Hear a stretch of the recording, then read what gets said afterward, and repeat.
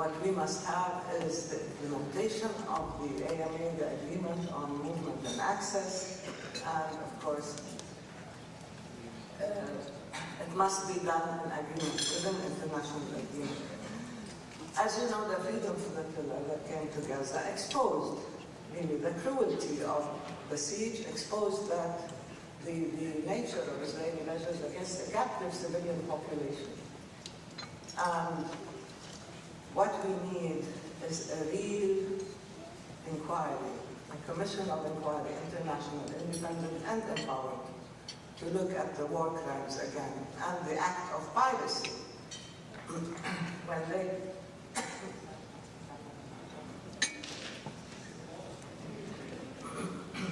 when they boarded a ship on the high seas with civilians, and then they claimed that they were in an act of self-defense. Israel is so used to claiming self-defense when it attacks everybody else, that even when they attacked on the high seas in an act of blatant, an act of piracy, they claimed that they were defending themselves against solidarity civilians who were coming to try to break this cruel siege. So we do need a commission of inquiry. We don't need an Israeli investigation. And of course, as a result of that, and the cumulative Israeli violations and cumulative reports like the Goldstone report, we are seeing for the first time a certain change in international public opinion, in global public opinion. I don't know if you've discerned it, but of course this is making a difference, particularly when governments adopt a discourse of self-interest and power. People, grassroots movements, and so on, break the silence and speak a different language and carry out acts of solidarity that are indeed very courageous. And of course, the most outstanding example is Rachel Corrie. But we are proud of every single person who has come to Palestine and who has been engaged in defying the occupation and in showing that ours is a common cause. It's a cause for all people of conscience and of morality and values. Now, our internal realities are extremely difficult. We're talking a bit about them. The rift is something that has weakened the Palestinian cause in many ways and affected the legitimacy and the standing, not the legitimacy, but let's say the perceived integrity of our cause. And what we're trying to do is address the real issues rather than addressing the rift itself. I believe that there have been several homegrown initiatives in order to achieve national unity and heal the rift. We are still determined and persistent to reconcile. And I believe that the best way to reconcile is through elections. Thank you.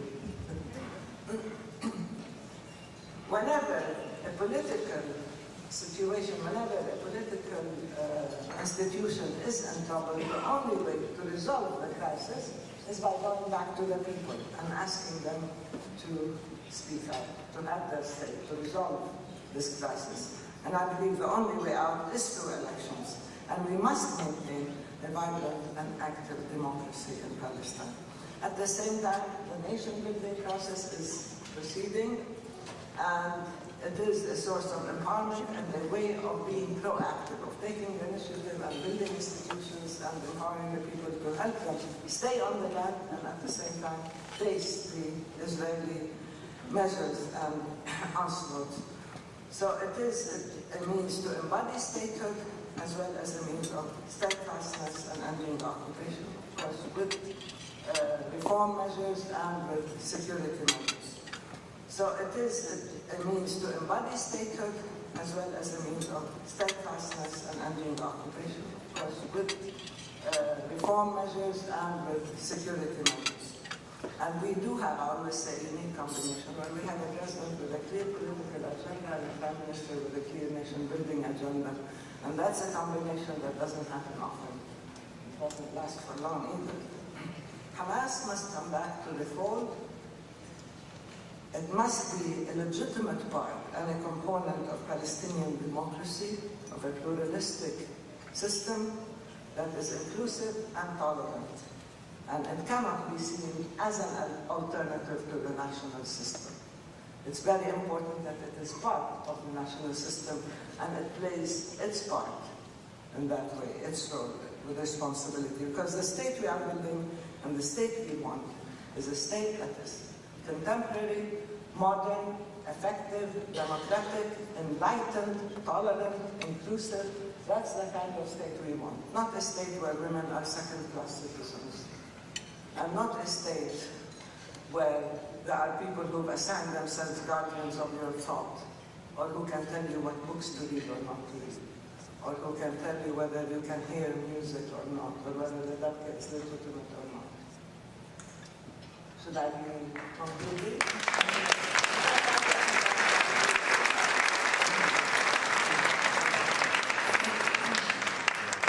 So we are not in the process of building yet another closed, repressive, autocratic, absolutist system.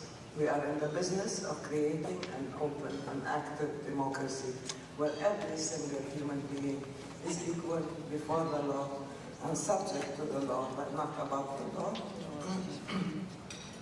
And where Palestine can be a model for democracy, even though we are under occupation, but we have always respected the rights of individuals and collective rights, and will continue to do so.